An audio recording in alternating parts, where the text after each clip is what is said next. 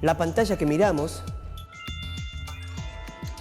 las hojas del cuaderno en el que escribimos, las páginas de los libros que leemos, los sobres de las cartas, las paredes de nuestra escuela, el pizarrón, las ventanas o las puertas.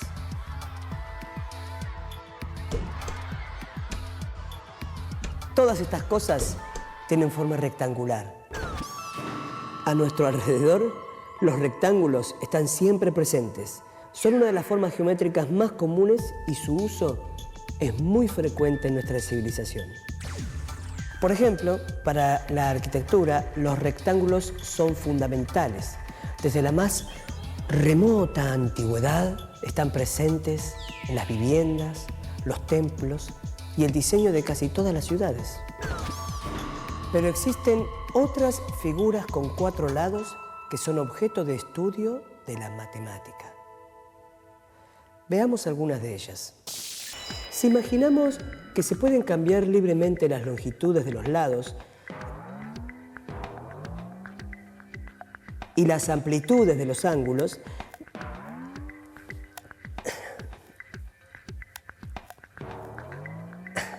veremos que la variedad de figuras con 4 lados es muy amplia. Juntemos por sus extremos a 4 líneas cualquiera y podemos ver fácilmente formas de cuadriláteros y podemos cambiarlas muchas veces. Todas estas formas que vemos tienen en común una característica: tienen 4 lados. Los cuadriláteros son polígonos y todo polígono de 4 lados es un cuadrilátero. Por ejemplo, este barrilete es un cuadrilátero y a su vez es un trapezoide. Ya veremos por qué y cuáles son las características de su forma.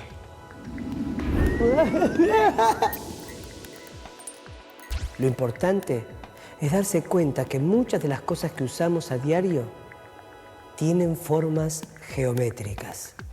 Aprender sobre las cualidades de cada forma nos ayuda a construir y crear. Al examinar figuras cuadrangulares, podemos comenzar a ver y entender el nombre que reciben y sus características principales. Por ejemplo, apoyamos una regla sobre cada uno de los lados de un cuadrilátero. Puede ocurrir que los otros 3 queden siempre de un mismo lado de la regla. No ocurre lo mismo con un cuadrilátero punta de flecha. En este caso, hay al menos un lado en el que, apoyando la regla, no toda la figura queda del mismo lado. Los cuadriláteros en los que ocurre esto último se llaman cóncavos, mientras que los casos como el primero se llaman convexos. Pero hay otra manera de distinguir polígonos cóncavos de convexos. Se eligen 2 puntos cualesquiera interiores a la figura. Si se trata de un cuadrilátero convexo, los 2 puntos determinan un segmento que queda totalmente dentro del cuadrilátero. Todos los segmentos que se pueden determinar son interiores en un cuadrilátero convexo. Pero si es cóncavo, existe por lo menos uno de los segmentos que no es totalmente interior.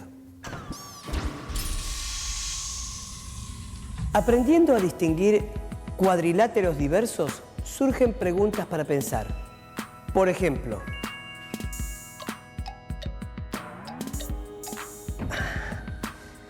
¿una diagonal es necesariamente interior al correspondiente cuadrilátero?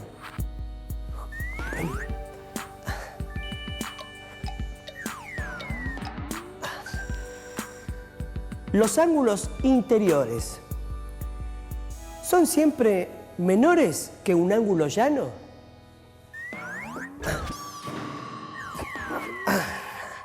La forma moñito o diablo, que se puede construir con 4 varillas, ¿es la de un cuadrilátero o la de un hexágono? ¿Tiene 4 vértices o 5? Más adelante las podremos responder. Podemos aprovechar materiales para entender el tema. Tenemos varillas que nos servirán como lados posibles para construir cuadriláteros. Tienen largos diferentes. Separémoslas en grupos. Elijamos, para empezar, 4 varillas iguales entre sí. Con estas podemos construir un rombo o un cuadrado. Pero si tomamos 3 varillas iguales y una distinta, ya no podemos hacer un cuadrado.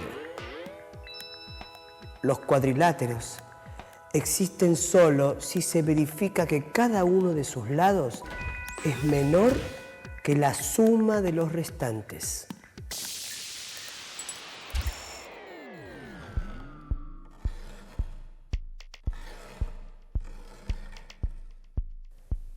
Distinguimos a los cuadriláteros porque es una figura cerrada de 4 lados, pero además tiene otras propiedades interesantes. La suma de los ángulos interiores es igual a 4 ángulos rectos. La suma de los ángulos exteriores es igual a 4 ángulos rectos. Y además, los cuadriláteros son los únicos polígonos para los cuales la suma de los ángulos exteriores es igual a la suma de los ángulos interiores. Consideremos por ahora solamente cuadriláteros convexos. Si clasificamos a los cuadriláteros por el paralelismo de sus lados, podemos decir que con 2 pares de lados paralelos serán paralelogramos. Paralelogramos. Con solo un par de lados paralelos serán trapecios. Sin lados paralelos serán trapezoides. Ahora pensemos en la extensión de sus lados y podremos distinguirlos. Si tienen 4 lados iguales, si tienen 3 iguales y 1 desigual, si tienen 2 pares de lados iguales entre sí, si tienen solo 2 lados iguales o si todos los lados son distintos. Recortemos un papel de color con la forma de cualquier cuadrilátero. Cortemos sus ángulos y juntemos sus puntas. Vamos a ver cómo las puntas se juntan y los ángulos suman 360 grados. Un círculo completo. Podemos decir, en este caso, que la suma de los ángulos interiores del cuadrilátero es equivalente a la suma de 4 ángulos rectos. Esto lo podemos comprobar recortando cualquier tipo de cuadrilátero. Distinguimos entre los cuadriláteros los paralelogramos, que tienen sus lados opuestos paralelos. Entre los paralelogramos están el rectángulo, que tiene todos sus ángulos rectos, el rombo, que tiene sus 4 lados iguales, y el cuadrado, que tiene sus 4 lados y ángulos congruentes, es decir, iguales.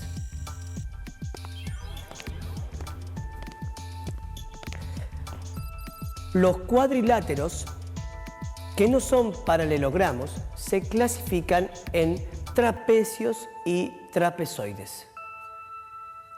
Se llama trapecio al cuadrilátero que tiene únicamente 2 lados paralelos. Y el cuadrilátero trapezoide es el que no tiene ningún par de lados paralelos. Son infinitos los ejemplos de cuadriláteros que vemos en distintos lugares. Solo por mostrar un ejemplo que seguro divierte a mucha gente, pensemos en un ring. Un ring de boxeo es un cuadrilátero. Y a su vez es un cuadrado. Es un espacio para que se muevan los boxeadores, los luchadores de catch y todo tipo de juegos que requieran dos oponentes y destreza física. Cada uno de sus lados funciona como límite y en sus ángulos pueden descansar los contrincantes.